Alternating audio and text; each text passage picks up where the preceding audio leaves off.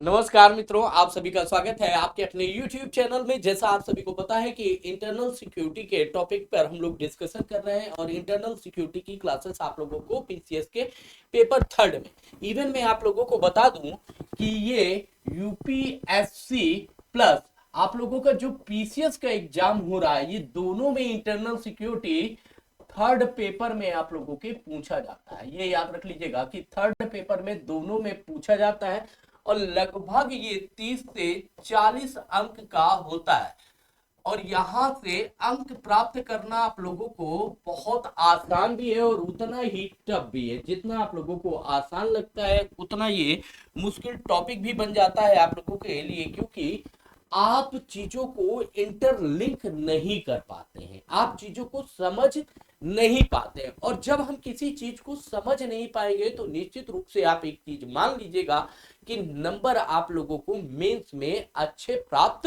नहीं होंगे। इसलिए हमें एक एक पॉइंट को समझना है और एक पॉइंट को दूसरे पॉइंट से कैसे कोरिलेट करना होता है, इन चीजों को भी जानना है इस सब्जेक्ट में, क्योंकि ये पूरा का पूरा सब्जेक्ट जो है वो डायरेक्ट क्वेश्चन का ना होकर आप लोगों से इंटरलिंक करके प्रश्न पूछा जाता है। अब बात आती है आंतरिक सुरक्षा की, तो सबसे पहला पॉइंट आप लोगों के माइंड में जो आएगा कि भाई आखिर इसका अर्थ क्या है, इसकी डिफिनीशन क्या होगी। जब भी हम देखते हैं आंतरिक सुरक्षा मतलब आंतरिक का मतलब अंदर की, अब सुरक्षा का अर्थ क्या है, ठीक। तो सुरक्षा के अर्थ में हम लोग एक वर्ड बोलते हैं कि डर का अभाव।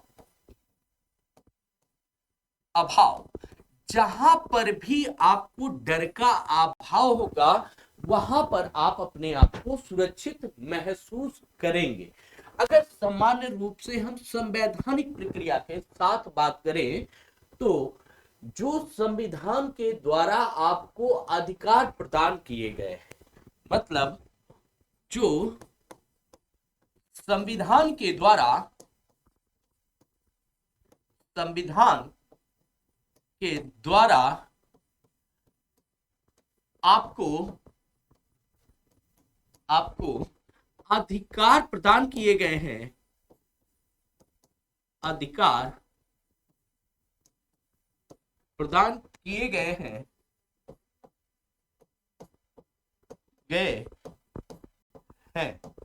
उन अधिकारों का उपभोग करने में आप सक्षम हैं।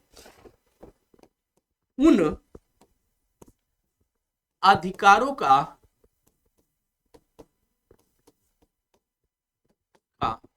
उपभोग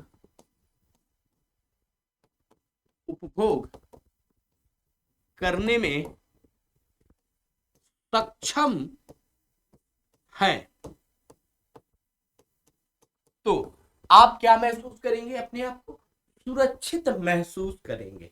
यदि संविधान के द्वारा जो आपको अधिकार दिए गए उन अधिकारों का आप उपभोग नहीं कर पा रहे हैं तो आप क्या कहेंगे, आप असुरक्षित महसूस करते हैं। क्यों क्यों क्योंकि आपको संविधान जो अधिकार देता है वो शिक्षा का अधिकार देता है। भाई सभी भारतीय नागरिकों को शिक्षा का अधिकार प्रदान किया गया है संविधान के द्वारा। आपको घूमने फिरने का अधिकार दिया गया है, घूमने फिरने का अधिकार दिया गया है, ठीक। आपको सोने का अधिकार संविधान देता है, सोने का अधिकार देता है। ये गोल्डन वाला अधिकार नहीं है कि भैया सोने वाला सोना गोल्डन चाहिए सभी को समान रूप से गोल्डन का, तो ये स्लीपिंग वाला। तो सोने वाला अधिकार आप लोगों को दिया गया है। दूसरा, कहीं पर भी संपत्ति खरीद सकते हैं, बेच सकते हैं। संपत्ति खरीदने खरीदने बेचने का अधिकार है। नेक्स्ट, आजकल आप लोग ओयो बहुत यूज करते हो, है ना। ओयो वर्ड आप लोग को बहुत कॉमन सा वर्ड है आप लोगों के टाइम पीरियड में। अगर मैं बात करूं तो भाई ओयो वर्ड आप लोगों के जीवन में इतना शुमार हो चुका है कि अब ओयो के लिए भी आप लोग बड़े बड़े शॉर्ट देखते हो कि निजता का अधिकार है कि नहीं है। तो जब ओयो की बात होती है तो वहां निजता के अधिकार की बात होती है। निजता का अधिकार जो आपके संविधान ने हर भारतीय नागरिक को दिया है। निजता का अधिकार मतलब कहीं भी किसी भी व्यक्ति के साथ या किसी सहयोगी के साथ या सहभागी के साथ आप आ जा सकते हैं। किसी भी प्रकार की कोई रोक टोक नहीं लगाई जा सकती है। यदि आप ओयो में किसी अपने महिला या पुरुष मित्र के साथ जाते हैं, वहां पर किसी भी प्रकार का कोई भी हस्तक्षेप नहीं किया जा सकता है। उसका रीजन क्या है? निजता का अधिकार आपका है। ठीक, वहां पर पुलिस भी आप पे किसी भी प्रकार की कोई कार्रवाई नहीं कर सकती है, बस आपको बालिग होना चाहिए। तो यहाँ पर क्या है? ये निजता का अधिकार है। तो आप लोग फ्री होके जा सकते हैं, आ सकते हैं, क्योंकि भारतीय संविधान इसकी इजाजत आपको देता है। ठीक, निजता का अधिकार। अभी गवर्नमेंट ने एक चीज और यहाँ पर बोली है कि कोई भी महिला और पुरुष विवाह के उपरांत एक्स्ट्रा अफेयर कर सकता है। वो भी उसके अंतर्गत वो फ्री है, उसमें भी किसी भी प्रकार की रोक टोक नहीं लगाई जा सकती है, किसी भी प्रकार का उसको थ्रेट नहीं दिया जा सकता। वो भी आपके निजता में आ गया कि भाई वो मेरे पर्सनल चीजें हैं, मैं कुछ भी करूं। ठीक, तो महिला पुरुष दोनों को समान अधिकार दिए गए। तो ये भी आपका क्या हो गया? ये भी इसी का पार्ट है, ये भी इसी चीज का आपके पार्ट बन रहा है। तो यहाँ पर आप लोगों को ये भी समझना है कि भैया ये भी निजता के अधिकार में है और ये संविधान के द्वारा प्रदान किया गया है, इसलिए आपको भय मुक्त वातावरण प्राप्त है। यहाँ पर कोई भी पुलिस किसी भी प्रकार का कोई भी गतिविधियां शामिल नहीं की जाएंगी। अगर ऐसा होता है तो दंडनीय अपराध के तहत माना जाएगा, ये उस व्यक्ति के लिए आपराधिक प्रक्रिया के तहत लाया जाएगा। तो ये क्या है? यहाँ पर आपके अंदर डर का भाव नहीं होता है, इसीलिए आप लोग फ्रीली ओयो जा रहे हैं, ओयो से आ रहे हैं, अपना 2-4 घंटे का जो भी टाइम अपने मित्र के साथ, अपने गर्लफ्रेंड बॉयफ्रेंड के साथ इन्वेस्ट कर रहे हैं, खर्चा कर रहे हैं, खर्चा करिए, कोई दिक्कत नहीं है। तो डर का अभाव नहीं। यही सिक्योरिटी, यही सुरक्षा की बात यहाँ पर आपके संविधान के द्वारा की जा रही है। अब दूसरा पॉइंट आता है कि यहीं पर अगर अचानक से ये सुनाई दे जाए आपको कि कहीं पर बम ब्लास्ट हो गया, प्रयागराज में, दिल्ली में, मुंबई में, आगरा में या जयपुर में, तो आपके अंदर क्या हो जाता है? थ्रेट्स उत्पन्न हो जाता है, डर उत्पन्न हो जाता है। अर्थात आपको ये लगता है कि आंतरिक सुरक्षा हमारी कमजोर हो गई है।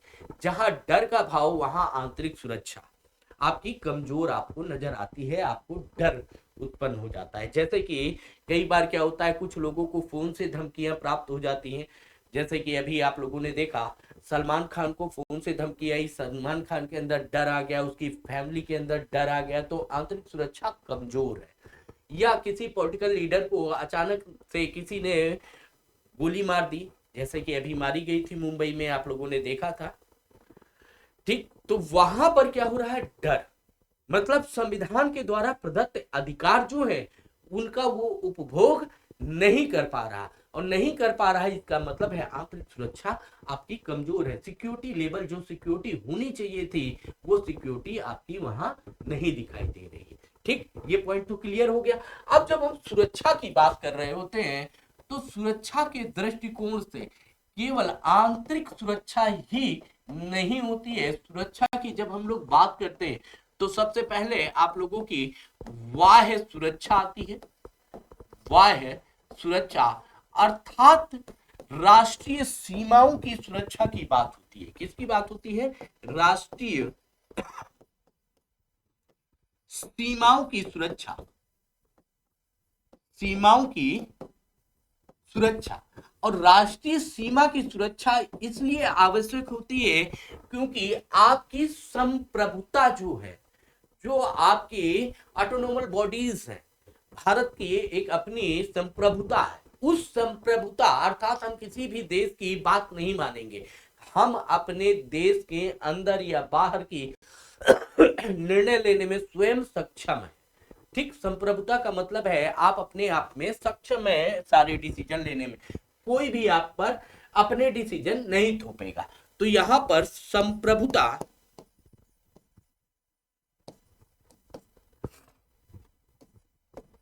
सुरक्षित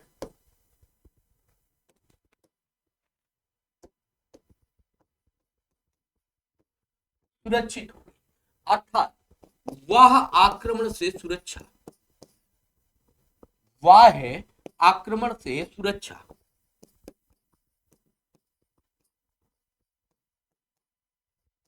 आक्रमण से सुरक्षा की बात की जाती है। सुरक्षा ये आपके इंटरनल सिक्योरिटी का मैटर नहीं है, इसलिए हमें यहाँ डिस्कस नहीं करना है। मैंने डिस्कस इसलिए किया कि कुछ पॉइंट जो आप लोगों के लैक करेंगे उन पॉइंट को यहाँ से आप लोग कनेक्ट कर लीजिए। जब इसके बाद आती है आपकी आंतरिक सुरक्षा, आंतरिक सुरक्षा, ठीक। इसके बाद आती है आपकी साइबर सिक्योरिटी, साइबर सुरक्षा। और साइबर का पूरा आपका एक टॉपिक है जहां पर हम लोग डिस्कस करेंगे। इसके बाद आती है मानसिक सुरक्षा, मानसिक सुरक्षा। और इसके बाद आती है आप लोगों की फिजिकल सिक्योरिटी, भौतिक सुरक्षा, भौतिक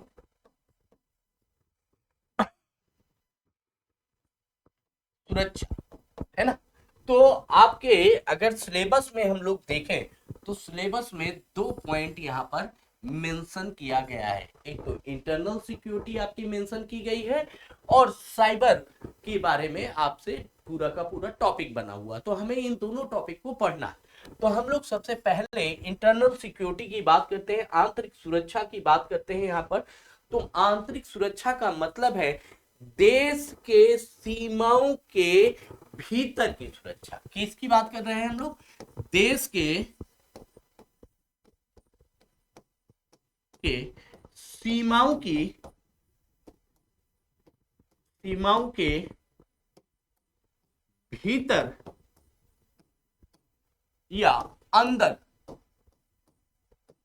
अंदर की सुरक्षा की हम लोग यहां पर बात कर, पॉइंट समझते चलिए। देश के अंदर की सिक्योरिटी की हम लोग यहां पर बात करेंगे, आंतरिक सुरक्षा। और यहां पर हम ये बात करते हैं कि भाई संविधान के द्वारा जो अधिकार आपको प्रदान किए गए उन अधिकारों का आप क्या कर पाए, उपभोग कर पाए, या ऐसे आप लोगों को तो संविधान द्वारा, पॉइंट बना लीजिएगा, संविधान के द्वारा प्रदत्त अधिकारों का उपभोग संभव हो सके, उपभोग संभव हो सके। आप लोगों को आंतरिक सुरक्षा इस प्रकार से आप लोगों के साथ पॉइंट कंटिन्यू होती है। अब यहां पर क्या होगा, जब आप उपभोग कर पाएंगे तो आपके देश में क्या हो जाएगा, शांति व्यवस्था स्थापित होगी। शांति व्यवस्था स्थापित होगी। सामान्य रूप से समझते चलना कि जब शांति व्यवस्था स्थापित तो हो जाएगी, अर्थात जब आप उपभोग करेंगे तो क्या करेंगे, कानून का पालन करेंगे, कानून का पालन करेंगे। और जब कानून का पालन करेंगे तो शांति व्यवस्था स्थापित होगी। और जब देश में शांति या सहिष्णुता की बात होगी, शांति व्यवस्था होगी, सब कोई सामान्य रूप से अपने अधिकारों का उपभोग कर रहा है, सब कुछ हो रहा है। यहाँ पर किसी भी तरीके से किसी जाति, धर्म, संप्रदाय, क्षेत्र, किसी भी प्रकार से कोई डिस्क्रिमिनेशन नहीं होगा, अंतर भेदभाव की स्थिति नहीं होगी।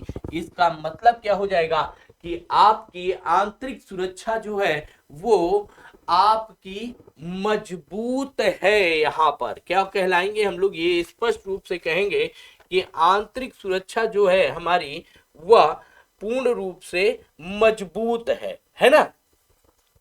ठीक। अब यहां पर एक पॉइंट आया कि मैंने कहा कि शांति व्यवस्था स्थापित हो, अर्थात हम लोग ये देखते हैं कि हमारा देश भारत की अगर हम लोग बात करें, भारत में एक चीज आप लोगों को पता है, भारत में विभिन्न धर्म हैं, विभिन्न धर्म हैं, जातियां हैं, जातियां हैं, क्षेत्र है। ठीक, जाति, धर्म और क्षेत्र के आधार पर हमारा संविधान भेदभाव नहीं करता। संविधान भेदभाव रहित है। और आपको पता है कि भारतीय संविधान का अपना कोई धर्म नहीं है। सबसे पहला पॉइंट तो यहां पर आज आप लोगों को यह भी जानना है कि भारतीय संविधान का या भारत का, या हम ये कह दें कि भारत का अपना कोई धर्म नहीं है।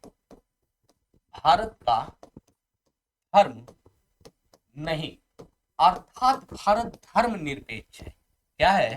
धर्म निरपेक्ष पेक्ष राज्य। ठीक, वो सभी को समान दृष्टिकोण से देखता है। इसका मतलब है भेदभाव की स्थिति नहीं उत्पन्न होगी। भेदभाव की स्थिति नहीं बनेगी। और जब भेदभाव की स्थिति नहीं होगी तो सामान्य रूप से हम क्या कहेंगे कि हमारी जो सुरक्षा है, सुरक्षा वो कैसी है? मजबूत होगी, मजबूत होगी। लोग क्या करेंगे? भेदभाव नहीं होगा, सभी को जो संविधान के अधिकार है वो सभी को समान रूप से मिलेंगे। तो संविधान द्वारा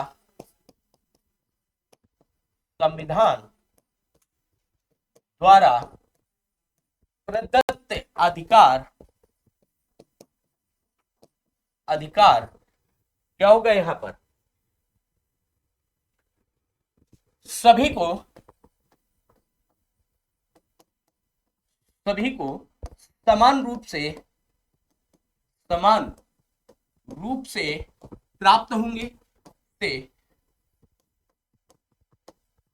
होंगे। तो यहां पर जब प्राप्त हो रहे हैं तो असंतोष का भाव नहीं उत्पन्न होगा। असंतोष का भाव नहीं उत्पन्न होगा, नहीं उत्पन्न होगा, सामान्य सी बात है। और जब असंतोष का भाव नहीं उत्पन्न होगा तो लोग क्या करेंगे? कानून का पालन करेंगे, कानून का पालन करेंगे। जो सरकारें कानून निर्मित कर रही है उस कानून का पालन करेंगे। और जब लोग कानून का पालन करेंगे तो निश्चित रूप से क्या हो जाएगा? शांति व्यवस्था स्थापित होगी। और जब शांति व्यवस्था स्थापित होगी तो यहां पर क्या हो जाएगा कि सुरक्षा व्यवस्था मजबूत होगी, मजबूत होगी। और ये देश के आंतरिक मामले की बात है तो आंतरिक सुरक्षा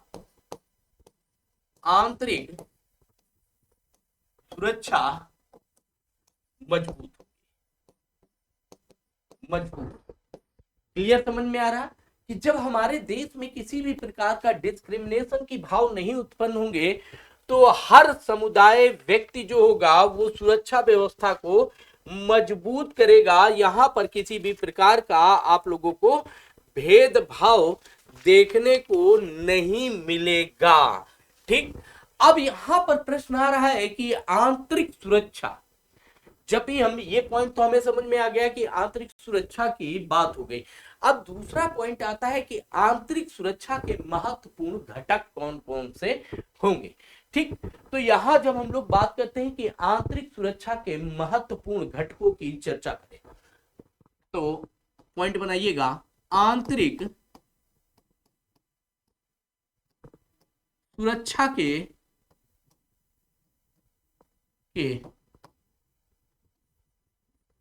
महत्वपूर्ण पूर्ण घटक। आंतरिक सिक्योरिटी, इंटरनल सिक्योरिटी के जो महत्वपूर्ण घटक हैं वो क्या हो जाएगा? सबसे पहले आपका पॉइंट आएगा कि सरकार के द्वारा जो नियम कानून बनाए, है ना, जो सरकार के द्वारा नियम कानून बनाए जाए, उन नियम कानून का पालन क्या हो जाएगा? पहला पॉइंट आपका, सरकार के द्वारा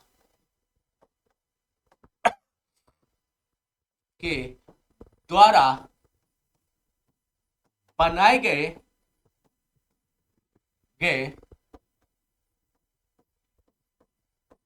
कानूनों का पालन हो, है ना। गवर्नमेंट जो भी लॉ बनाती है उन लॉ का आप लोगों को पालन करना होगा। क्यों उन लॉ का पालन करने की हम लोग यहाँ पर बात कर रहे हैं? क्योंकि भाई जब कानून को हम पालन करेंगे तो निश्चित रूप से हमारे समाज में क्या हो जाएगा कि हमारा जो शांतिपूर्ण समाज है वो पूरा शांतिपूर्ण व्यवस्था से चलता रहेगा। दूसरा पॉइंट है, भारतीय संविधान में जनता के प्रभुत्व की बात की गई है ना। हम भारत के लोगों की बात की गई है। जो हम भारत के लोग वर्ड यूज किया गया भारतीय संविधान में, उस संवैधानिक शब्द को अगर हम लोग देखें तो यहां पर क्या होगा? जनता के प्रभुत्व को स्वीकार करना है, ठीक। तो दूसरा पॉइंट क्या आ जाएगा? जनता के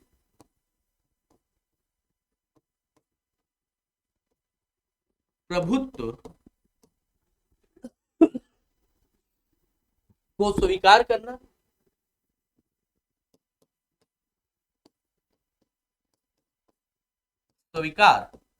करना, अगर जनता ने किसी व्यक्ति को चुन लिया है तो वो व्यक्ति जनता के द्वारा चुना गया प्रतिनिधि है और वो जनता के लिए काम है ना। भारतीय संविधान यही कहता है। और भारत की जनता तो यहाँ पर जाकर भाई कानून बनाएगी नहीं, क्योंकि अब 200 करोड़ जनसंख्या, अब 200 करोड़ जनसंख्या अगर कानून बनाने गई तो ड्रामाडोल सिचुएशन बन जाएगी। तो यहाँ पर क्या होगा? जनता के द्वारा जो प्रतिनिधि चुना जाएगा उसके प्रभुत्व को भी स्वीकार करना होगा। अर्थात डायरेक्ट जनता को भारत का लोकतांत्रिक देश कहा गया है। तो लोकतांत्रिक देश भारत जनता के द्वारा बना, ठीक। तो लोकतंत्र के प्रभुत्व को भी आपको स्वीकार करना होगा। दूसरा पॉइंट यहां पर आता है, भारत विभिन्न राज्यों का अगर यूनियन देखे तो हमारा भारत छोटे छोटे राज्यों से मिलकर पूरा यूनियन बनता है, ठीक। इनकी इंडिविजुअल की बात नहीं की जाती है। तो इसका मतलब है क्षेत्रीय अखंडता को हमें सुरक्षित रखना होगा। क्या करना होगा? क्षेत्रीय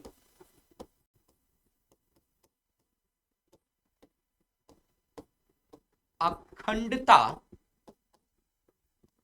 को सुरक्षित रखना होगा। अब यहां पर क्षेत्रीय अखंडता शब्द मैंने यूज किया है, थोड़ा सा यहां पर अपने दिमाग में प्रेशर कीजिएगा और समझने का भी प्रयास कीजिएगा कि क्षेत्रीय अखंडता का जो शब्द आया, भाई भारत में अगर हम लोग देखें तो मैदानी क्षेत्र है। अगर हम भारत को डिवाइड करें क्षेत्रों के आधार पर तो यहां आप लोगों को समझ में आ जाएगा कि मैदान है, ठीक। पर्वतीय क्षेत्र, पठारीय क्षेत्र है, ठीक। नेक्स्ट द्वीप के क्षेत्र हैं। यहां पर इन क्षेत्रों के आधार पर किसी भी प्रकार का भेदभाव की सिचुएशन ना बनने पाए, इसकी बात की गई है। अर्थात जैसे कि एग्जांपल से समझो, पूर्वोत्तर भारत में जनजातीय क्षेत्र है, ट्राइब्स एरिया है, उसको भारतीय संविधान में अलग से अनुसूची में व्याख्यायित कर दिया गया कि वहां पर आपका हस्तक्षेप, बाहरी लोगों का हस्तक्षेप बहुत कम होगा। ना के बराबर होगा। वहां का जो प्रशासनिक, वहां की जो व्यवस्था है वो उनके माध्यम से संचालित की जाएगी। इसका मतलब है हम लोगों ने किसकी बात की, क्षेत्रीय अखंडता की, है ना। मैदानी क्षेत्रों में हमारे जैसे आप जैसे सब लोग आ गए हैं और कुछ महानुभाव भी आ चुके हैं, तो आप लोग देखते होंगे, तो हम लोग मैदानी क्षेत्र के, हम लोगों को 5-24 घंटे गणित करने का दिमाग रहता है। जो ट्राइब्स एरिया है वहां पर ये चीजें नहीं होती है कि भाई नहीं नहीं गणित आप लोग लेके आए। तो यहाँ पर क्या हो गया, क्षेत्रीय अखंडता की भी बात की गई। अब क्षेत्रीय अखंडता के साथ अब नेक्स्ट पॉइंट क्या, यहाँ पर शांतिपूर्ण आंतरिक वातावरण होना चाहिए आपका। क्या होना चाहिए, शांतिपूर्ण पूर्ण आंतरिक आंतरिक वातावरण। अब एक प्रश्न आप लोगों के माइंड में आया, आप लोग कमेंट कर सकते हो, आप लोग अपनी चीजों को समझ सकते हो। समझने के लिए जो चीज आप लोगों को, जो शांतिपूर्ण आंतरिक वातावरण की मैंने बात की कि भारत के अंदर, भारतीय सीमा के अंदर शांतिपूर्ण जो वातावरण होना चाहिए वो निर्मित हो। वो कैसे निर्मित होगा, अगर हम लोग इस शांतिपूर्ण वातावरण की बात कर रहे हैं कि भाई कैसे निर्मित होगा, तो सबसे पहला पॉइंट तो यही आ जाएगा कि सभी को समान रूप से सारी व्यवस्थाओं को न्याय संगत तरीके से वितरण। तो पहला क्या हो जाएगा, न्याय संगत हो, न्याय संगत व्यवस्था, संगत व्यवस्था स्थापित की जाए। व्यवस्था व्यवस्था होनी चाहिए, तभी हमारे यहाँ शांति व्यवस्था स्थापित हो सकती है। चाहे हिंदू हो, चाहे आप लोगों का मुस्लिम हो, चाहे सिख हो, चाहे ईसाई हो, चाहे पारसी हो, चाहे यहूदी हो, तो चाहे जैन हो, बौद्ध हो, सभी के साथ आप लोग क्या करेंगे, न्याय संगत व्यवहार करेंगे, है ना। तभी शांति व्यवस्था की, अगर आपने किसी एक धर्म संप्रदाय को ज्यादा आप मजबूत करेंगे और दूसरे को डोमिनेट करेंगे, तो निश्चित रूप से यहाँ पर क्या हो जाएगा, शांति व्यवस्था स्थापित नहीं रह जाएगा, आक्रोशित भाव उत्पन्न होने लगेगा। इसीलिए वर्ड किया, यहाँ पर मेंशन किया गया कि शांति न्याय संगत व्यवस्था स्थापित हो। दूसरा पॉइंट यहाँ पर आएगा, न्याय संगत के साथ साथ समानतापूर्ण व्यवहार होना चाहिए सभी के साथ। अगर आंतरिक सुरक्षा को मजबूत करना है तो समानतापूर्ण व्यवस्था स्थापित होनी चाहिए। यहाँ पर सभी जगह पर सभी को समान दृष्टिकोण से विकास करने का, सभी को अपने क्षेत्र पर आगे बढ़ने का, सभी को अपने काम करने का समान अवसर हो। किसी भी प्रकार से आप लोग उनके साथ जाति, धर्म, क्षेत्र, लिंग के आधार पर भेदभाव ना करें। जैसे कई जगह आप लोगों ने पहले देखा होगा कि पुरुष को लेबर चार्जेस 500 रुपए दिया जा रहा और महिला को लेबर, वही लेबर का काम वो भी कर रही है, उसको 300 रुपए दिया जा रहा है, 200 रुपए दिया जा रहा है। तो यहाँ पर है क्या है, लिंग के आधार पर भेदभाव आप लोगों को देखने को मिला। लेकिन जब मनरेगा की शुरुआत होती है तो वहां पर महिला और पुरुष को समान दृष्टिकोण से देखा गया और समान लेबर चार्जेस दिए गए। महिला अगर कॉर्पोरेट में काम कर रही है तो उसको पुरुष के बराबर ही सैलरी दी जाती है। या एजुकेटर अगर महिला है तो पुरुष एजुकेटर को अगर 2.5 लाख का पैकेज है तो महिला एजुकेटर का भी 2.5 लाख पर मंथ का पैकेज मिलेगा।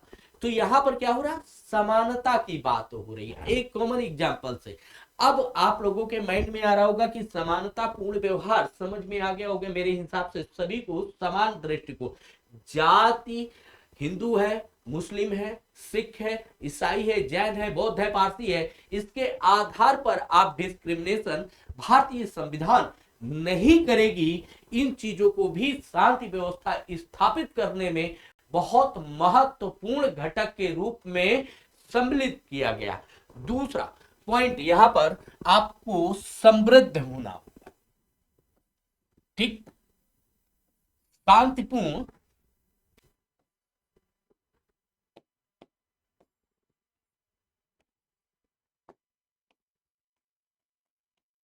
आंतरिक वातावरण। ठीक, अब इस तरह की स्थिति होगी तो समानता के अधिकार की हमने बात कर ली। दूसरा, समानता तो ठीक है, अगर आप समृद्ध नहीं होंगे तो कहां से हो जाएगा, सब कुछ कटहल हो गया। तो यहां पर आप लोगों को क्या होना होगा, समृद्ध हो, अर्थात सभी के पास रोजगार के समान अवसर हो और सभी के पास रोजगार की स्थिति निर्मित। क्यों रोजगार की बात की गई, क्यों समृद्धि की बात की गई? अगर आपके पास रोजगार नहीं होगा तो समस्या उत्पन्न हो जाएगी, अगर आप समृद्ध नहीं होंगे तो आप आगे बढ़ने का प्रयास करेंगे, विभिन्न प्रकार की अनैतिक क्रियाओं में आप संलग्न हो सकते हैं। इसलिए यहां पर कहा गया समृद्ध होना भी अनिवार्य है और जीवन और आजीविका के लिए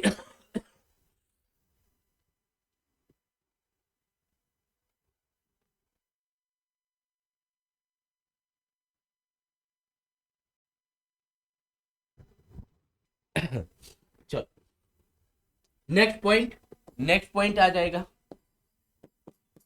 जीवन और आजीविका को खतरे से बचाना, है ना। ये भी आंतरिक सुरक्षा को मजबूत करेगा। भाई जो व्यक्ति है, जो भारतीय नागरिक है, उसके जीवन की रक्षा, कोई किसी को टपकाने ना पाए, कोई किसी को मारने ना पाए, क्योंकि मारेगा तो निश्चित रूप से डर का भाव उत्पन्न हो जाएगा। अगर आजीविका के स्तर पर हम लोग बात करें, ठीक, आप लोगों के रोजगार के स्तर की बात की जाए, अगर आपको रोजगार नहीं मिलेगा तो आप क्या करेंगे, क्राइम की तरफ बढ़ने लगेंगे, तो भी शांति व्यवस्था क्या हो जाएगी, यहाँ पर भंग हो जाएगी। आप नक्सलवाद के लिए, क्राइम, लूट मार काट, रेप जैसी घटनाओं में वृद्धि होने लगेगी। इसीलिए गवर्नमेंट जैसे ही बेरोजगारी की समस्या या बेरोजगारी बढ़ती है, वैसे ही गवर्नमेंट की खाट खड़ी होने लगती है, डरने लगती है सरकारें कि अब क्राइम रेट बढ़ेगा। ठीक, आंतरिक सुरक्षा के महत्वपूर्ण घटकों में गुड गवर्नेंस की बात की गई। किसकी बात की गई, गुड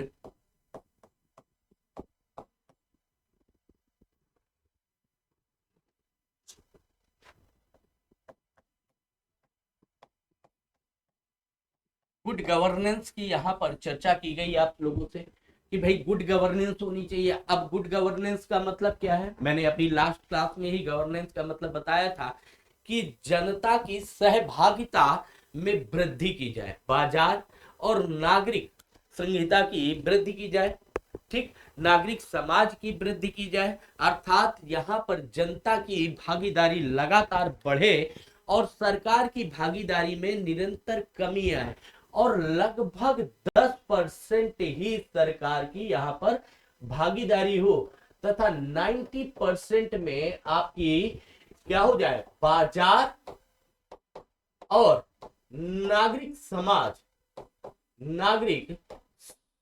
की सहभागिता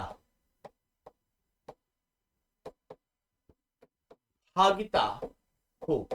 और जब नागरिक समाज की सहभागिता हो जाएगी, 90% बाजार और नागरिक समाज की सहभागिता होगी, तो वहां पर क्या हो जाएगा, गुड गवर्नेंस की चर्चा हो जाएगी।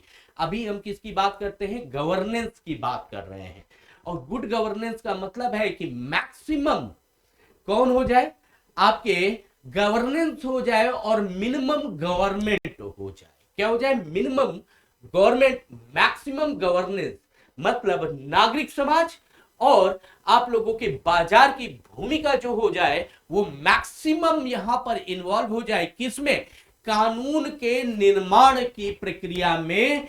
तो निश्चित रूप से गवर्नमेंट की पॉलिसीज में केवल गवर्नमेंट 10% रोल में होगी, जिससे मैक्सिमम से मैक्सिमम लाभ किसको मिलेगा, जनता को। यदि बाजार की पॉलिसी बन रही है तो बाजार को उसको डायरेक्ट बेनिफिट मिलेगा, क्योंकि बाजार की जो भी समस्या है, जब बाजार के लोग यहां पर बैठेंगे, इंडिविजुअल जिस बाजार की बात की जाएगी वहां पर उस बाजार के लोग आएंगे, बात करेंगे, अपनी समस्या बताएंगे, अपनी समस्याओं के आधार पर ही पॉलिसी के निर्माण की प्रक्रियाओं में सहभागी होंगे। तो निश्चित रूप से उस मार्केट को उसका बेनिफिट, डायरेक्ट बेनिफिट मिल रहा है। वो क्या करेंगे, जब डायरेक्ट बेनिफिट मिलेगा तो वो कानून के नियमों को, जो नियम कानून उन्होंने तय करवाए हैं वहां पर उन नियम कानूनों का पालन करेंगे। और जब उन नियम कानून को पालन करेंगे वो लोग, तो निश्चित रूप से क्या हो जाएगा, शांति व्यवस्था यहां पर क्या हो जाएगी, स्थापित हो जाएगी। और शांति व्यवस्था स्थापित हो जाएगी तो इंटरनल सिक्योरिटी आपकी मजबूत होगी। तो ये क्या हो गया, एक महत्वपूर्ण घटक के रूप में आपके सामने आया कि आंतरिक सुरक्षा के लिए आपके क्या महत्वपूर्ण घटक यहां पर निर्मित हो जाएंगे, उनकी बात हम लोग यहां पर कह रहे हैं। ठीक, नेक्स्ट पॉइंट की बात हम लोग करते हैं, जो संविधान के द्वारा आपको अधिकार प्राप्त हुए हैं। ठीक, नेक्स्ट पॉइंट की अगर हम लोग बात करें तो संविधान के द्वारा प्रदत्त अधिकारों का आप उपभोग कर पाए। क्या है, संविधान के द्वारा प्रदत्त अधिकारों का उपभोग कर पाए,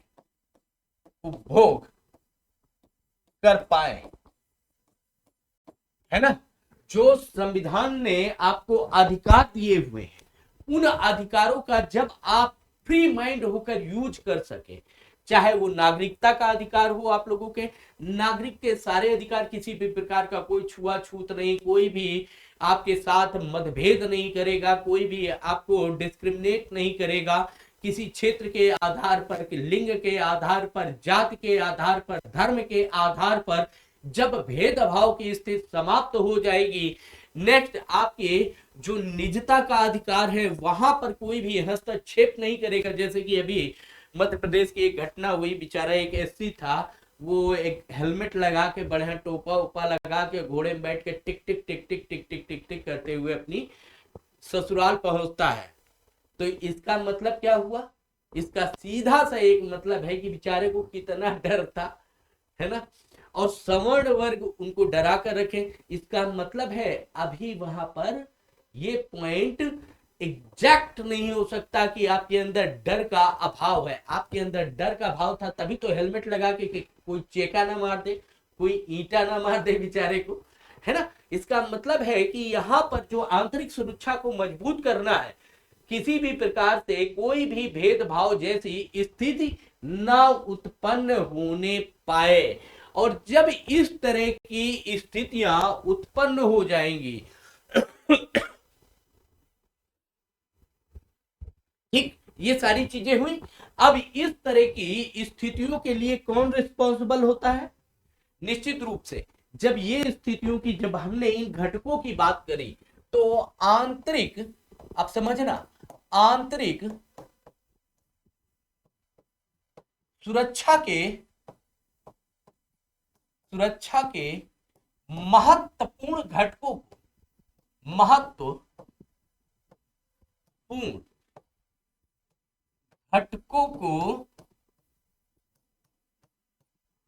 तो कौन संरक्षित करेगा। अगर आप लोगों से पूछा जाए भाई इन घटकों को आप लोग ये बताइए, इन पहलुओं के लिए किसको सुनिश्चित करना होगा कि हाँ भाई ये किया जाता है। ठीक, तो इन पहलुओं के लिए को पुलिस द्वारा सुनिश्चित किया जाता है। किसके द्वारा, पुलिस के द्वारा। इन पहलुओं को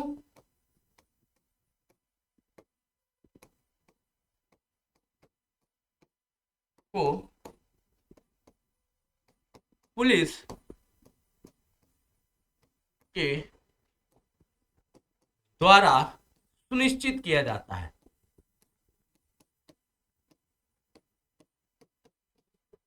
किया जाता है ना। अब मैंने अभी आप लोगों को एग्जांपल दिया था कि एक एसटी की बारात में वो हेलमेट लगाकर निकला, उसको सुरक्षा किसने दी, उसको सुरक्षा पुलिस के द्वारा प्राप्त। कि कोनो भैया अगर इस व्यक्ति के हेलमेट में, टोपे में अगर मुकुट जो लगाए है, बेचारा मुकुट तो लगाए नहीं था, हेलमेट लगा के बारात निकल रही थी, उसकी बीबी ने कह दिया था कि भाई आना तो घोड़ी चढ़ के ही आना है, तुम्हें नहीं आना नहीं मेरे घर, तो बेचारा एक तो मेहरारू से वो अपने परेशान की भैया यहाँ तो ईटा चलने की सिचुएशन है और ये कह रही है कि भैया घोड़ी पे चढ़ के आना। तो घोड़ी पे चढ़ के वो जान पे खेल के जा रहा है। तो उसने क्या किया कि भैया अगर ईटा उटा मारा जाए मुझे तो कम से कम मेरे पास हेलमेट रहेगा तो बचीवन रहेगा। लेकिन उसको सुरक्षा कौन दे रहा है? वहां पर पुलिस के रहते हुए भी हेलमेट लगाए बंदा। क्यों? क्योंकि वो अपनी सेल्फ डिफेंस की जो सर्विस थी वो भी कर रहा है। तो इसको कौन सुनिश्चित करता है? इसको आंतरिक सुरक्षा के समस्त घटकों को कौन करेगा? पुलिस करेगा। और केंद्र की तरफ से ये पुलिस किसका विषय है? राज्य का विषय है। याद रखिएगा, राज्य का विषय है। पुलिस जो है ये राज्य के विषय के अंतर्गत आता है। और जब यहीं पर केंद्र की बात स्थापित आएगी कि भैया केंद्र के मामले में कौन पुलिस आ जाएगी, तो केंद्र ने केंद्रीय पुलिस बल की या केंद्रीय सशक्त पुलिस की स्थापना की है, CRPF।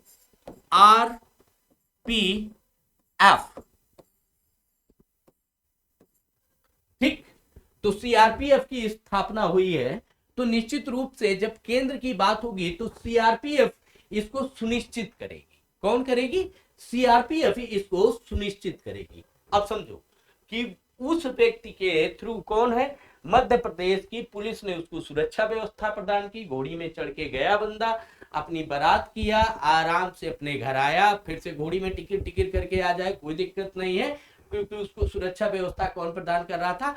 पुलिस के द्वारा उसको सुरक्षा व्यवस्था प्रदान की गई है ना। उसको सुरक्षा व्यवस्था जो मिली वो पुलिस के द्वारा मिल गई। तो भैया उसकी जान बची तो लाखों पाए, लौट के बुद्धू गर्क हुआ है। ठीक, इसका मतलब है कि आंतरिक सुरक्षा की मजबूत स्थिति वहां पर आप लोगों को दिखाई देती। अब दूसरा प्रश्न आता है कि साहब ये तो सब कुछ सही था, चुनौतियां क्या है इसके लिए? चुनौतियां, आंतरिक सुरक्षा के लिए क्या क्या चुनौतियां दी गई हैं उन पर हम लोग बात कर लें कि भाई इंटरनल सिक्योरिटी की बात है, आप लोगों ने ये सोच समझ लिया कि भाई इसके सामने क्या क्या चीजें। तो सबसे पहले आर्थिक चुनौती, सबसे पहले अगर हम आंतरिक सुरक्षा के लिए चुनौती की बात करें तो वर्तमान परिप्रेक्ष्य से चलिए, आर्थिक असमानता सबसे पहला पॉइंट आ रहा है। आर्थिक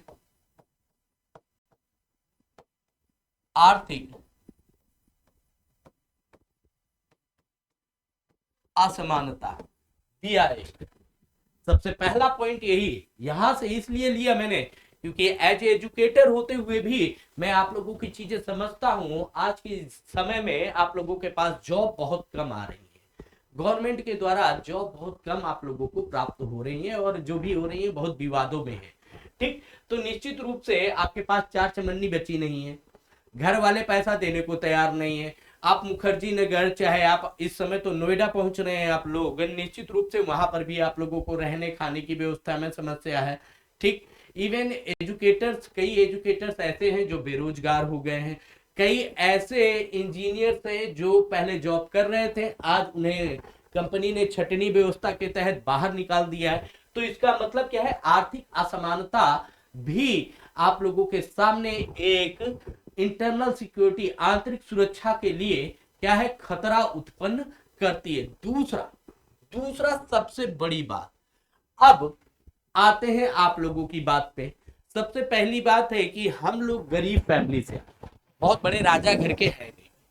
ठीक, तो हम लोगों को क्या चाहिए होता है? हम लोगों को जॉब चाहिए होती है। एक तो हम क्या है? गरीब। तो सबसे पहला पॉइंट क्या आ जाएगा? गरीबी। चुनौती क्या हो जाएगी? गरीबी। अगर कहीं पर भी गरीबी बढ़ती चली जाएगी तो निश्चित रूप से गरीबी बढ़ रही है तो हमारी परचेजिंग पावर क्या हो जाएगी?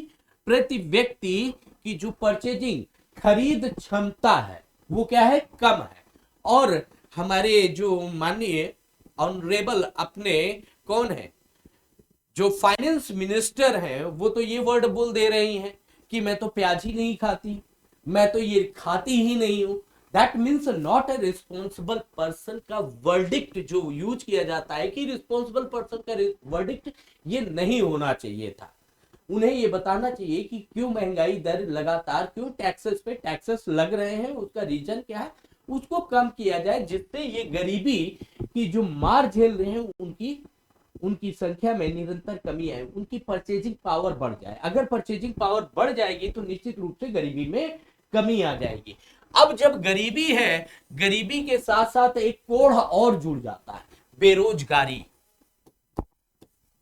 बेरोजगारी, अगर बेरोजगारी की समस्या आपके सामने निरंतर बनी रहेगी, बेरोजगारी बढ़ी, समझना, बेरोजगारी बढ़ रही है, आपके पास खाने के लिए पैसे नहीं है, आपको कहीं आना जाना है उसके लिए आपके पास पैसे नहीं है, आपकी पॉकेट क्या है, खाली है। अब आपको 20 किलोमीटर जॉब के लिए जाना है तो 1 महीने बाद ही सैलरी मिलेगी ना। और अगर सैलरी नहीं मिल रही है, आपको रोजगार के अवसर ही नहीं मिल रहे हैं, गवर्नमेंट के द्वारा कुछ ऐसी पॉलिसीज के द्वारा आपको कोई भी काम नहीं प्राप्त हो रहा है, तो मतलब बेरोजगारी में वृद्धि। और जब बेरोजगारी में वृद्धि होगी तो निश्चित रूप से आप अपने आपको कैसे व्यवस्थित करोगे, आप करप्शन की तरफ बढ़ जाओगे, आप कानून का पालन नहीं, कानून के विरोध में काम करोगे। अब आपको कोई 5 रुपए देगा, 100 रुपए दे दिया कि जाओ उसकी दुकान से उसका ठेला पलट देना है, तुम्हें हम 100 रुपए देंगे, खट से गए पलट दिया, अब जो होगा जेल भी चले जाएंगे तो खाना तो मिलेगा ना मेरे भाई, खाना रहने की व्यवस्था तो हो गई। तो माइंडसेट ऐसा बन जाता है, इसका मतलब है बेरोजगारी डायन खाए जाते हैं, ठीक। और महंगाई, बेरोजगारी और गरीबी, जब ये सारे सिम्टम्स आपके साथ जुड़ते जाएंगे तो यहां पर क्या हो जाएगी, आंतरिक सुरक्षा आप लोगों की कमजोर हो जाएगी। इसीलिए गवर्नमेंट क्या करती है कि बेरोजगारी की समस्या बढ़ने नहीं देती है, रोजगार के अवसर प्रदान करने का प्रयास करती है, औद्योगिकरण का प्रयास करती है, जबरदस्ती आप लोगों से मनरेगा जैसी स्कीम चलाई जाती है जिससे लोगों के खाने खर्चे चलते रहे, ठीक। अब यहां पर बात आती है, जब ये हो जाएगी तो आंतरिक सामाजिक असमंजस अगर बन रहा है, क्या बन रहा है, आंतरिक सामाजिक असमंजस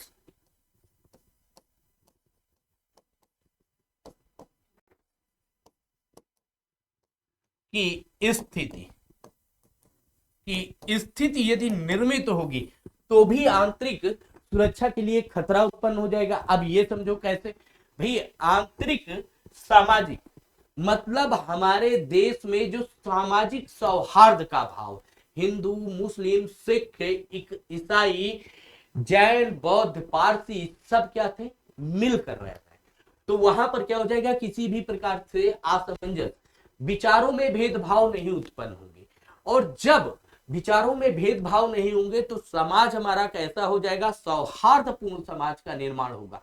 जब हम हिंदू, मुस्लिम, सिख, ईसाई सबको अलग अलग डाइवर्जन में बांट दे, ठीक, ये हिंदू है, ये सनातनी है, ये मुस्लिम है, ये है, ये वो है, तो जब इस तरह के विचार आ जाएंगे तो समाज में, हमारे आंतरिक समाज में क्या हो जाएगा, द्वेष उत्पन्न हो जाएगा। और जब द्वेष उत्पन्न होगा, जब विचारों में क्या हो जाएगा, एकदम मतभेद उत्पन्न हो जाएगा, तो हम लोग अपने उन विचारों के चक्कर में भी क्या कर देंगे, सामाजिक स्तर हमारा डिस्टर्ब हो जाएगा। और जब सामाजिकता हमारी डिस्टर्ब होगी तो हम लोग क्या करेंगे, एक दूसरे पर अटैक करना शुरू होंगे, जो वर्तमान परिप्रेक्ष्य में आप लोगों को स्पष्ट दिखाई दे रहा है। हिंदू मुस्लिम जो आप लोगों को दिखाई दे रहा है वो आप लोगों को नहीं करना है, क्योंकि इंटरनल सिक्योरिटी 30 नंबर का पेपर है और वहां पर आप लोगों को पास होना है, तो सामाजिक सौहार्द का भाव रखना पड़ेगा। वहां पर ये बात मेंशन करनी पड़ेगी, यहां पर हिंदू मुस्लिम नहीं, सामाजिक, जहां पर भी इस तरीके के विचारधारा उत्पन्न होती है वहां पर क्या हो जाएगा, सामाजिक सौहार्द ना होकर असमंजस की स्थिति उत्पन्न हो जाएगी और वहां पर क्राइम रेट बढ़ने लगेगा। और जब क्राइम रेट बढ़ेगा तो कानून का कोई पालन नहीं करेगा, एक दूसरे को मारने का प्रयास करेगा, और जब मारने का प्रयास करेगा एज लाइक अ दंगा, जब उस तरह की सिचुएशन बन जाएगी तो वहां पर शांति व्यवस्था स्थापित नहीं होगी। और जब शांति व्यवस्था स्थापित नहीं होगी तो आंतरिक सुरक्षा क्या हो जाएगी, इंटरनल सिक्योरिटी आपकी यहां पर कमजोर होने लगेगी। इसका मतलब है कि ये भी जो सामाजिक हमारे राष्ट्र में आज हिंदू मुस्लिम जैसी समस्याएं उत्पन्न हो रही हैं, ये भी इंटरनल सिक्योरिटी को एक थ्रेट है, क्योंकि एक दूसरा समूह एक दूसरे के विरोध में काम करना प्रारंभ कर देगा, एक दूसरे के यहाँ पर विभिन्न प्रकार की गतिविधियां करेगा, बम मारेगा, गोली मारेगा, वो हिंदू दिख गया मारो, मुस्लिम दिख गया मारो। इस तरह की जब सिचुएशन बन जाएगी तो निश्चित रूप से क्या हो जाएगा, इंटरनल सिक्योरिटी के लिए थ्रेट्स उत्पन्न हो जाएगा।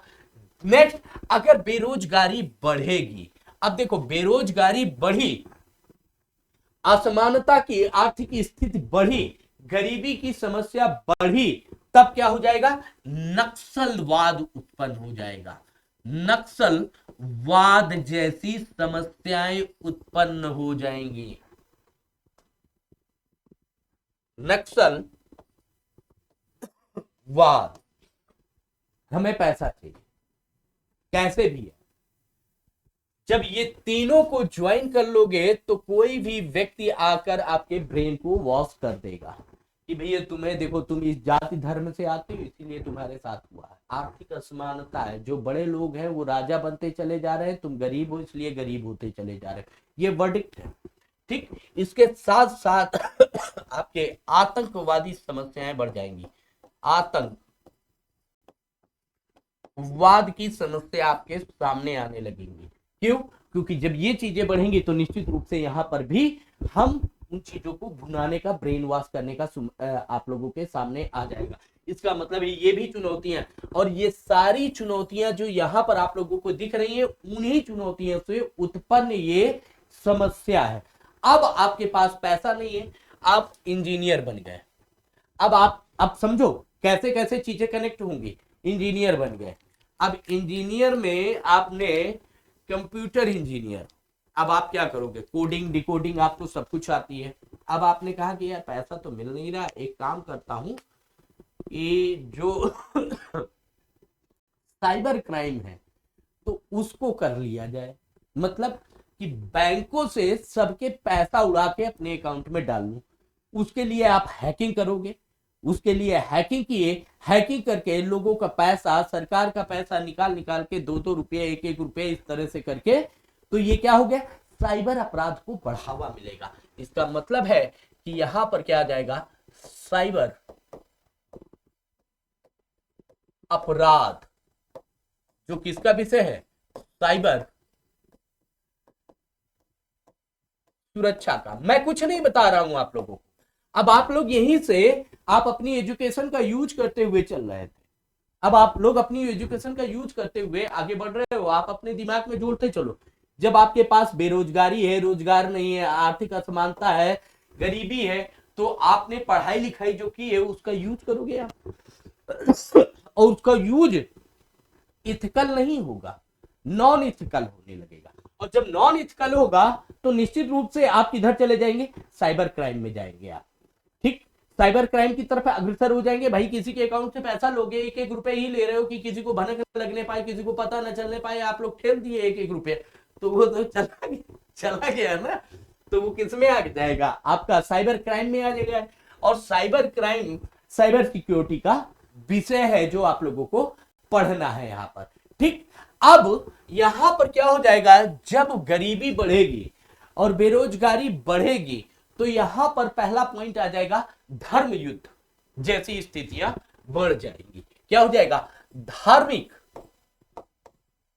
धार्मिक युद्ध जैसी स्थितियां जब बनती हैं, क्योंकि इन सब चीजों में, अब देखो आर्थिक असमानता हुई, पहले तो गरीबी बढ़ी, बेरोजगारी बढ़ी, और समाज में बांटने का काम भी शुरू कर दिया, हिंदू मुस्लिम सिख ईसाई सब बट गए भैया। तो यहां पर क्या हो जाएगा, मेरा धर्म महान, मेरा धर्म महान, मेरा धर्म महान, ये क्या हो जाएगा, यहां पर धर्म युद्ध छिड़ेगा, जो भी इंटरनल सिक्योरिटी के लिए क्या है, एक चैलेंज है। क्या हो जाएगा, यहां पर भी इंटरनल सिक्योरिटी के लिए एक चैलेंज उत्पन्न हो जाएगा।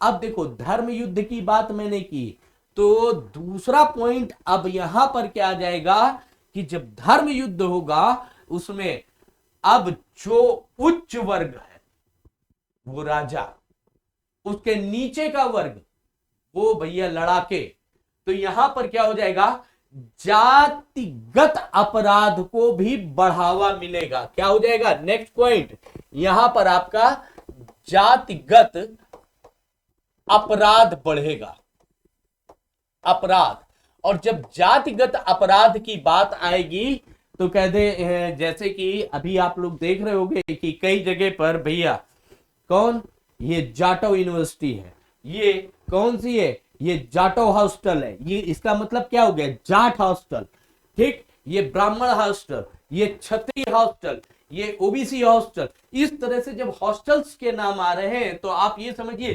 जाति को बढ़ावा मिल रहा, और जब जाति को बढ़ावा मिल रहा है और इस तरह की सिचुएशन बनेगी तो ये भी तो एक आपराधिक प्रक्रिया में शुमार हो जाएगा, क्योंकि संविधान आपको ये इजाजत नहीं देता है। इसीलिए अब आप लोग देखते होंगे कि गाड़ियों में जब ये लिख देता है पंडित जी की गाड़ी, ठाकुर साहब की गाड़ी, ये जाट की गाड़ी, जैसे दिल्ली में आप लोग देखते होंगे तो जाट लिखा रहता है पीछे, है ना, तो वहां पर अब ये सारे सिंबल अगर ये दिख गए आपकी गाड़ी में, कोई भी जाति आधारित इस तरह के शब्द, तुरंत चालान है। तो उस चालान का क्यों, क्योंकि ये चुनौतियां हैं, आंतरिक सुरक्षा के लिए क्या है, चुनौतियां उत्पन्न कर देती है। ठीक, तो इतनी चीजें, ये चुनौतियां आप लोगों को समझ में आई। इसके बाद अगर हम लोग बात करें, इसके बाद तो पूर्वोत्तर में आतंकवाद, पूर्वोत्तर में आतंकवाद वाद, एक पॉइंट और लिख लीजिएगा, JNK में आतंकवाद। अब दोनों में डिफरेंसेस है, पूर्वोत्तर में जो आतंकवाद है उसका अलग कहानी है, और जो जम्मू एंड कश्मीर का टेररिज्म है उसकी अपनी अलग कहानी है ना। यहां पर क्या हो जाएगा, अगर हम लोग देखें तो दोनों के पॉइंट आप लोगों को स्पष्ट समझ में आएंगे कि भैया दोनों की अलग अलग कहानियां हैं और दोनों एक दूसरे से अलग अलग रूप से यहां पर जुड़े हुए हैं। अब यहां पर आप लोग कहोगे कि सर पूर्वोत्तर का टेररिज्म कैसे अलग है, क्योंकि पूर्वोत्तर का टेररिज्म किसके लिए बना हुआ, वो ट्राइब्स अपनी जात के लिए टेररिज्म कर रहे हैं, और जो आप लोगों का उत्तर भारत का ये टेररिज्म है, ये टेररिज्म किसी की देन है आप लोगों के पास। ठीक, तो दोनों को जब हम लोग टेररिज्म पूर्वोत्तर और जम्मू कश्मीर के टेररिज्म को पढ़ेंगे तब देखिएगा बड़ा मजा आने वाला है। आप लोगों को ये इंटरेस्ट पैदा होगा कि अरे यार ये भी था, ये तो यहाँ का कहानी अलग थी, यहाँ की कहानी अलग है। तो ये कहानियां आप लोगों को तब समझ में आएंगी। ठीक, अब इसके बाद अगर हम ये बात करें इसी पे आओ पहले। अब देखो मैंने यहां तक कहा था नक्सलवाद। अब ये दोनों नक्सलवाद और आतंकवाद की जो कहानियां यहां पर आपके सामने आएंगी वो उसका क्या हो जाएगा, ये दोनों संगठित अपराध होंगे, संगठित अपराध हैं, ये जान लीजिएगा। ये पहले पूरे संगठन के द्वारा पूरी स्ट्रेटजी बनाई जाएगी और फिर उसके बाद ये सब आपके सामने आएंगी। अब नेक्स्ट पॉइंट क्या आएगा कि जिम्मेदार कारक कौन कौन से हैं, जिम्मेदार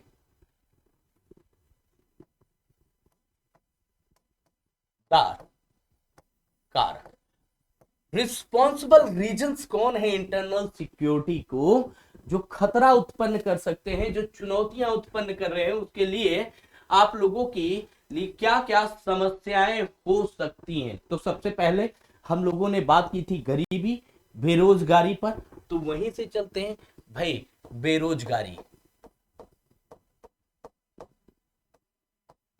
गारी, या कई बार यहां पर अल्प रोजगार भी आ जाता है,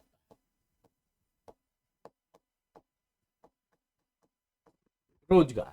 ठीक, अब जब अल्प रोजगार की बात यहां पर आपके सामने की जाएगी तो ये भी अब आप लोगों को समझना है कि भैया अल्प रोजगार का मतलब क्या हो जाएगा, या बेरोजगारी की बात जो की जा रही है उसका मतलब यहां पर आप लोगों का क्या होगा। देखो अल्प बेरोजगारी हो या अल्प रोजगार हो, मतलब सीधी सी बात है, आपके पास पैसा नहीं है, आपके पास सस्टेनेबल डेवलपमेंट का प्रोसेस नहीं हुआ, अर्थात हम यहां कहते हैं समावेशीय विकास का अभाव है। क्या कहेंगे, बेरोजगारी समावेशीय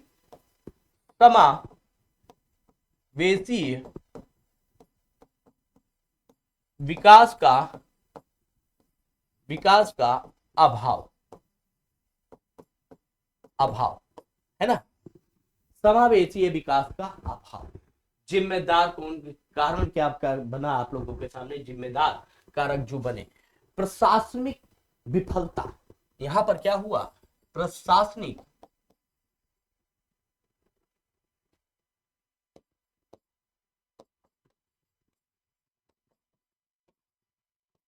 विफलता, एडमिनिस्ट्रेशन जो था वो क्या हो गया, यहां पर आप लोगों का विफल हो गया। ठीक, एडमिनिस्ट्रेशन को ये देखना था कि भैया बेरोजगारी कैसे बढ़ रही है, बेरोजगारी को कंट्रोल किया जाए, लेकिन इसको कंट्रोल करने के लिए प्रशासनिक व्यवस्थाएं जो बनी हुई थी वो क्या होगी, पूर्ण रूप से असफल हो गई। अब क्या हो जाएगा, असमानता का विकास होगा,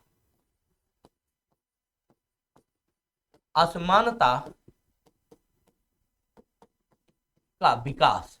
और जब असमानता का विकास है, जब प्रशासनिक आप लोगों का विफलता हो गई, बेरोजगारी की मात्रा बढ़ रही है, प्रशासनिक असफलता हो गई, और लगातार आप लोगों को दिख रहा है कि यहाँ पर क्या हो रहा, पूंजीवादी पूंजीवादी होता जा रहा है, गरीब गरीब होता जा रहा है, तो असमानता का यहाँ पर विकास हो जाएगा। अमीर और गरीब के बीच की जो खाई होगी वो बढ़ जाएगी। क्या हो जाएगी, अमीर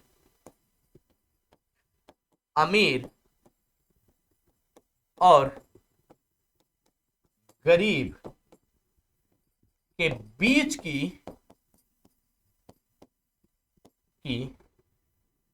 खाई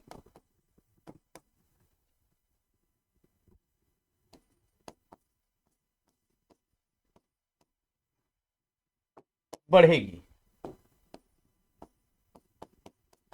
बढ़ेगी। ठीक, अमीर अमीर होता जाएगा, गरीब गरीब होता जाएगा। ठीक, अब यहां पर समझो कि जब अमीर और गरीब के बीच की खाई में वृद्धि होगी तो निश्चित रूप से एक दूसरे का विरोध प्रारंभ कर देंगे। हम अडानी अंबानी के पास ही क्यों पैसा रहे, तो लूटो।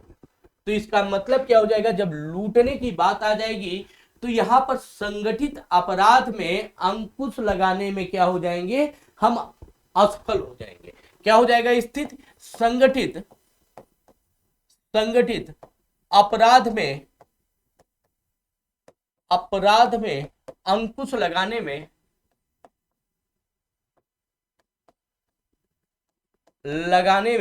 असफल होंगे।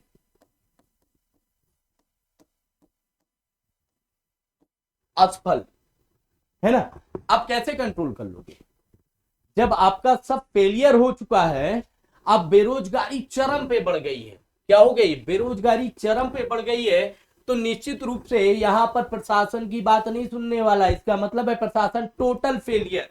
और जब टोटल फेलियर हो जाएगा, यहां पर क्या है, असमानता की स्थिति दिखाई दे रही है, अमीर और गरीब के बीच की खाई में वृद्धि हो जाएगी। इसका मतलब है जो गरीब तबका है, जो बेरोजगार तबका है, जो नए युवा पीढ़ी के लोग होंगे, वो किधर मुड़ जाएंगे, वो संगठित अपराध की तरफ मूव ऑन हो जाएंगे।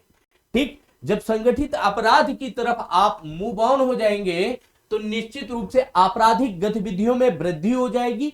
दूसरा, अभी आप वहां पर क्या कौन सी खाई खोद रहे थे, हिंदू मुस्लिम सिख ईसाई सब हैं अलग अलग भाई भाई। इसका मतलब है सांप्रदायिकता को बढ़ावा मिलेगा। यहां पर क्या हो जाएगा, सांप्रदायिकता, सांप्रदायिक जो विभाजन था वो सांप्रदायिक विभाजन को क्या मिलेगा, बढ़ावा मिलेगा। विभाजन विभाजन को बढ़ावा प्राप्त होगा। कैसे बढ़ावा प्राप्त होगा, अब हिंदू मुस्लिम ईसाई कभी अपने आपस में एक दूसरे को भाई भाई न करके एक दूसरे को दुश्मन की दृष्टि की, मैं ब्राह्मण हूं, मैं ब्राह्मण वर्ग का समर्थन करूंगा, मैं क्षत्रिय हूं, क्षत्रिय वर्ग का समर्थन करूंगा, और सनातन की जब बात आएगी तो हम सनातनी हैं और सनातन का समर्थन करेंगे, और जो मुस्लिम है वो मुस्लिम का समर्थन करेगा। इसका मतलब है कट्टरवाद का जन्म होगा, सांप्रदायिकता से समाज का विभाजन हो जाएगा, और फिर क्या हो जाएगा कि हमारा समाज कई भागों में धर्म के आधार पर विभाजित तो हो जाएगा और लगातार एक दूसरे का विरोध प्रारंभ हो जाएगा। ठीक, तो ये जिम्मेदार कारक बनते चले जा रहे हैं आप लोगों के। जाति जागरूकता और जाति में तनाव बढ़ेगा। क्या हो जाएगा? जाति के आधार पर जागरूकता बढ़ेगी, जाति के आधार पर जागरूक होंगे, जागरूकता। ठीक, अब जाति, मैं ब्राह्मण हूं तो भैया मैं ब्राह्मण का समर्थन, मैं ठाकुर हूं तो मैं ठाकुर का समर्थन, मैं सनातनी हूं तो मैं सनातन का समर्थन, मैं मुस्लिम हूं तो मुस्लिम का समर्थन, मैं सिख हूं तो सिख का समर्थन, मैं यहूदी हूं, पारसी हूं, बौद्ध हूं, जैन हूं, मैं अपने ग्रुप्स का समर्थन करूंगा। मानवता नहीं होगी। इसका मतलब है कि यहां पर क्या हो जा रहा है? जाति के आधार पर भी डिस्क्रिमिनेशन हो रहा है, तो जाति तनाव में भी वृद्धि होगी। जाति तनाव में वृद्धि होगी। क्या हो जाएगी? जाति के आधार पर भी तनाव प्रारंभ हो गया। ले श्रीमान जी, क्या हुआ? अभी तो धर्म के आधार पर था, ब्राह्मण क्षत्रिय वैश्य शूद्र एक दूसरे के टनाटनी चल रही है। ठीक, खान साहब का समर्थन कर रहे हैं। अब कह देंगे तुम सिद्दीकी हो, मैं खान हूं, मैं सिद्दीकी को समर्थन नहीं, मैं खान को समर्थन करूंगा। मैं सिख हूं, सिख में भी कई धड़े होंगे, बौद्ध में भी कई धड़े होंगे, जैन में भी कई धड़े होंगे, क्योंकि जाति व्यवस्था तो सब जगह आ चुकी है। भारतीय समाज में जातीय व्यवस्था सब जगह है, चाहे वो हिंदू हो, चाहे मुस्लिम हो, चाहे सिख हो, चाहे ईसाई हो, हर एक जगह कहीं ना कहीं जाति व्यवस्था एक कोड़ घुस चुका है। तो वो कोड़ आपको यहां पर डसेगा। अब देखो यहां पर, अब आपको जाति के आधार पर क्या हो जाएगा? तनाव में वृद्धि हो गई। अब देखो सांप्रदायिकता भाषाई आधार पर, जाति के आधार पर, क्षेत्र के आधार पर क्या होने लगेगा? आधारित रणनीति बनना शुरू हो जाएगी। क्या हो जाएगी? क्षेत्र, जाति, धर्म के आधार पर जब रणनीति बनेगी, आधार पर रणनीतियां निर्मित होंगी, तो वहां पर भी क्या हो जाएगा? आंतरिक सुरक्षा आपकी बहुत ज्यादा कमजोर हो जाएंगी। अब इसके बाद क्या हो जाएगा? जब ये स्थिति बन गई तो इसका मतलब है क्षेत्रीय आकांक्षाओं को पूरा करने के लिए सरकार की विफलता तय होने लगेगी। क्या हो जाएगी? क्षेत्रीय आकांक्षाओं को यदि सरकार ने पूरा किया तो ठीक है, नहीं तो सरकार भी वहां पर, जब ये सारी चीजें हो जाएंगी तो सरकार क्या हो जाएगी? क्षेत्रीय आकांक्षाओं को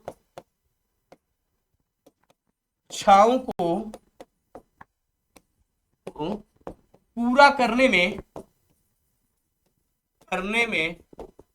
विफल होगी। क्यों विफल होगी? क्योंकि सरकार का काम किसी क्षेत्र विशेष के लिए नहीं है। सरकार का काम क्या हो जाएगा? यहां पर सरकार तो पूरे भारत के लिए एक है और पूरे भारतीय लोगों के लिए वो कानून व्यवस्था स्थापित करने का प्रयास करेगी। लेकिन जहां पर आप वोट लेने गए हो जाति धर्म के आधार पर, वहां पर अगर उनकी आकांक्षाएं नहीं पूरी करोगे, उन्होंने कहा कि 100 मंदिर का निर्माण चाहिए, 200 मस्जिदों का निर्माण चाहिए, साहब हमने वोट दिया था, तो आपको करना पड़ेगा। और आप वहां पर क्या हो जाएंगे? विफल हो जाएंगे, क्योंकि जब तक आपको वोट चाहिए था तब तो आपने हिंदू मुस्लिम किया था, उसके बाद तो आप सरकार है और सरकार का तो कोई धर्म ही नहीं है। तो ये बल्लू लोग जो वोट बैंक जाति धर्म के आधार पर दे रहे हैं, उन्हें ये नहीं पता है कि जिस दिन ये सरकार में आएंगे तो ये सरकार के हिसाब से काम करेंगे, ये जाति धर्म के आधार पर काम नहीं करेंगे। इसका मतलब है कि ये पूरी की पूरी व्यवस्था जो हो जाएगी वो क्या हो जाएगी? यहां पर जिम्मेदार बनेगी। अब जिम्मेदार कारकों में और भी कुछ है। कारक, अब एक चीज बताओ, यदि न्याय समय से प्राप्त होता है तो उसे न्याय कहा जाता है। ठीक, अगर न्याय आपको समय से ना प्राप्त हो तो वो न्याय नहीं कराएगा। इसका मतलब है कि खराब आपराधिक न्याय प्रणाली है हमारी। क्या है? खराब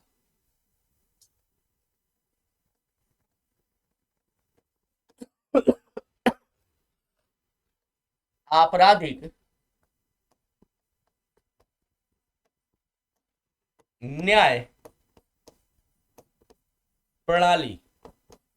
भाई आपके यहां पर किसी का मर्डर हुआ है, वो आप ये चाहते हैं कि साल भर में उसका निर्णय हो जाए। चलो, हो जाना चाहिए, मानना यही है हम लोगों का कि साल 1.5 साल में निर्णय आ जाता है, तो ये कहा जाता है कि हाँ भाई, न्याय व्यवस्था ने अपना उचित कदम उठाया, उन्होंने सारे पैमाने देखे, सारी चीजें। अब एक अपराधी का जो मर्डर हुआ है, जिस व्यक्ति का, उसका बच्चा पैदा हुआ था, वो 40 साल का हो जा रहा है, तब उसके पिताजी को ये कहा जा रहा है कि भाई फलाने फलाने ने इनके पिताजी की मर्डर किया था। मतलब वो 40 साल बाद निर्णय आया, और जिसने मारा था वो भी निपुर गया, उसके सहयोगी भी निपुर गए। अब निर्णय आने का क्या मतलब है? इसका मतलब है क्या है? खराब आपराधिक न्याय प्रणाली। ठीक, संगठित अपराध और अपराधियों, पुलिस तथा राजनेताओं के बीच गठजोड़ आप लोग देखते हो। क्या है? संगठित अपराध। अपराध में कई बार आप लोग मूवी देखते हो कि क्या होता है, अपराधी जो होते हैं, अपराधियों के साथ आप लोग देखते हो कि पुलिस भी जुड़ जाती है, उनका सपोर्ट करती है पुलिस भी। और कौन समर्थन करता है? और राजनेता उनका समर्थन करते हैं। पुरानी राज बब्बर की मूवी है, उसमें आप लोग देखिएगा, पुरानी मूवी है, कोई भी उठा लीजिएगा, वहां पर ये गठजोड़ आप लोगों को, नेताओं का गठजोड़ दिखता है, गठजोड़। तो और ये कहा जाता है, जो मूवियां होती हैं, जो आपकी सिनेमा घर होते हैं, उस टाइम पे यही स्पष्ट कहा जाता था कि सिनेमा घर समाज का आईना होती है। तो इसका मतलब है कि ये बात जो यहाँ पर पॉइंट है, ये भी एक रिस्पॉन्सिबल कारक बन जाएगा। ठीक, दूसरा पॉइंट आता है विकास का अभाव। विकास का अभाव, कि डेवलपमेंट जब आपका कम होगा तो निश्चित रूप से एक ये भी कारक बनेगा, घटती आय दर। घटती आय, व्यक्ति के जो परचेजिंग पावर है, जो उसकी इनकम है, वो लगातार कम हो रहा है। ठीक, उसके बाद टैक्सेस, जो ऑनरेबल फाइनेंस मिनिस्टर है, वो टैक्सेस बढ़ता जाए, ये भी आंतरिक सुरक्षा के लिए एक चैलेंज है। दूसरा, वर्तमान में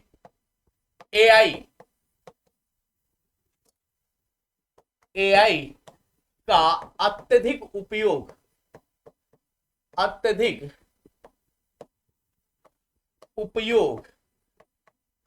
प्लस रोबोट का उपयोग, इससे क्या हो जा रहा है? इससे बेरोजगारी की संख्या में वृद्धि हो रही है। अब जब इतनी बेरोजगारी बढ़ेगी तो निश्चित रूप से ये आंतरिक सुरक्षा के लिए सभी क्या हो जाएंगे? एक खतरा उत्पन्न करेंगे। तो आज हम लोगों ने ये देखा कि आपके जो आंतरिक सुरक्षा क्या है, आंतरिक सुरक्षा के प्रमुख घटक कौन से, रिस्पॉन्सिबल रीजन कौन से बनते हैं। ठीक, इन सारी चीजों को हम लोगों ने समझा, और समझने के बाद अब जो हम लोगों की क्लासेस होंगी उसमें आप लोगों को इन सभी पॉइंट को हम लोगों को इंटरलिंक करते हुए चलना है, क्योंकि डायरेक्ट प्रश्न आप लोगों से नहीं पूछे जाएंगे। ठीक है, तो फिर मिलता हूं आप लोगों से नेक्स्ट क्लास पे। अगर किसी को कोई डाउट हो, आप लोग कमेंट सेक्शन में जाकर कमेंट जरूर करिएगा, और अपने जो क्वेश्चन प्रीवियस ईयर के आए हुए हैं उन्हें लगाने का प्रयास कीजिए। अगर नहीं आता है वो भी कमेंट सेक्शन में मुझे बताइए कि सर मुझे ये चीजें नहीं समझ में आई हैं, मैं और डिटेल में इंटरलिंक करके और समझाने का प्रयास करूंगा। चलिए फिर मिलता हूं आप लोगों से नेक्स्ट वीडियो में। जय हिंद, जय भारत।